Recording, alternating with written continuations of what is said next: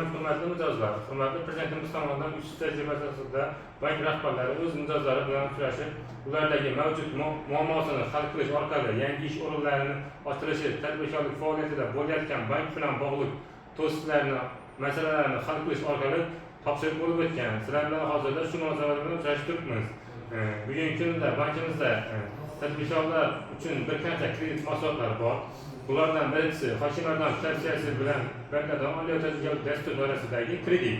Bu kreditimiz hozir Qo'shchibir tumanida 12% dan ajratilib turibdi.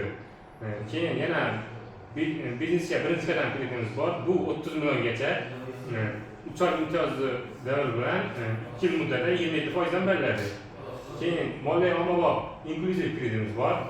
Bu 3 yil beriladi 6 oy imtiyozlari bilan 25%dan erkaklarga, 24%dan xotin-qizlarga beriladi.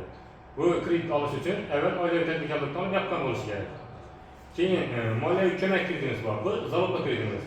Bu zalog bilan beriladi. Inklyuziv esa bundanligisi kafil bilan beriladi. Bu zalog bilan beriladi. Bu ham 3 oy 3 yilga beriladi, 6 oy imtiyozlari bilan 100 milliongacha beriladi. Inklyuziv ham naqdda kreditimiz esa 50 milliongacha beriladi.